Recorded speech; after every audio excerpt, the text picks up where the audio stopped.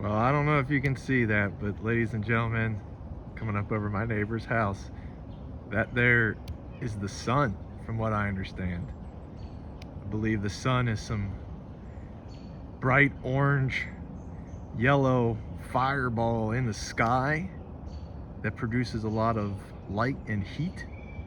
I don't know. Not exactly sure what the sun is anymore because I haven't seen it in 9 straight days, folks. Welcome. Today is Thursday, February 1st, 2024. And that's right, guys. It has been 9 days since I have seen the sun here in Cincinnati. And I even have the records to prove this thing. So I printed these out.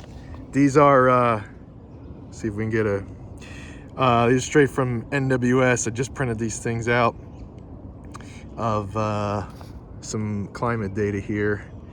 And let's see, I don't know if I'm gonna be able to use my hand here to show you some of these things. If I can keep this paper up, there we go. So what we're looking at here, these number 10s, these are for the amount of clouds in the sky. So 10, it's out of 10, 0 to 10. 0 meaning no clouds, full sun, 10 meaning no sun, full clouds. And this is January 31st, 30th, 29th, 20th, so on and so forth. Literally 9, count them, 1, 2, 3, 4, 5, 6, 7, 8, 9 straight days of full cloud cover. No sun, full clouds for 9 consecutive days. We had a pretty sunny day right here. That was the last time we saw the sun, which was 4. And that was on Monday, January 22nd. That's insane. It has been so brutal. Now, luckily, the temperatures haven't been too bad. I mean, in fact, we didn't even freeze that whole time. The lowest in there was only 33, but even had 62, 61, 55. So it's been pretty mild. But man, it has been cloudy, and I don't know if there's precipitation on here. I guess I should probably look into that. But it has been raining like every day. It is so wet. The ground is so wet and saturated. It's been absolutely brutal, guys. So wet and cloudy, luckily not too cold. Now, a recap of the Arctic freeze that, of course, everybody's done videos on. The lowest temp I saw here at my location was 1.1. At the airport, they had 0, this column right there. 0 was the coldest the airport got. These palms saw 1.1. We had another cold of 4.5, 6.1, and 6.7. So my temps are reading a little bit higher than what the airport has, but the airport got down. This is Lunken Airport, by the way. Got down to 0 as the coldest temperature, zone 7A. But yeah, that's where we stand on that. 9 straight days of cold. Let's see. So for the whole month, here's the scale. 0 to 3 is clear. We had 4 of those days, partly cloudy. We had 10 of those days and pretty much full cloudy. We had 17 days. So 27 out of 31 days were pretty cloudy. So that's just not great. So that was terrible. Any rate, the rest of the Arctic blast update here is things are doing phenomenal. Like I said, we got down to 1.1 and a couple other single digits. I did not do anything to my Sable miners, guys. I did not do anything to them. I didn't touch them. I wanted to see what they're capable of, and now I know what they're capable of because they did really, really well. I did nothing, absolutely nothing to them. This one, which is actually smaller, did really, really well.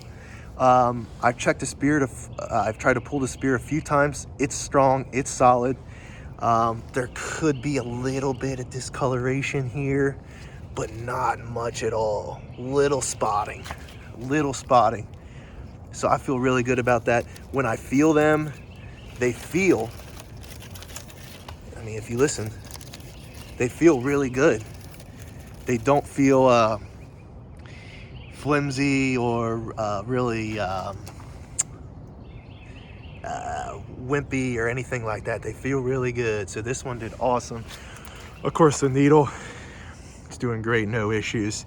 I did have it covered during those really, really cold days. 7 out of 8 straight days during the blast, we did not hit freezing. 7 out of 8 days we did not hit freezing. And this was covered with the lights on. I think the coldest it got in here was 23 degrees was the coldest it got in here. So of course there's no issue with that. Needle's doing great. Now this Sable Miner is actually bigger, but it actually had a little bit more damage on it. This frond here, which was the oldest frond anyways, pretty much got fried. You can see how wimpy it is, and the discoloration, which is fine. Some spotting, a little bit more spotting on this one than the other one.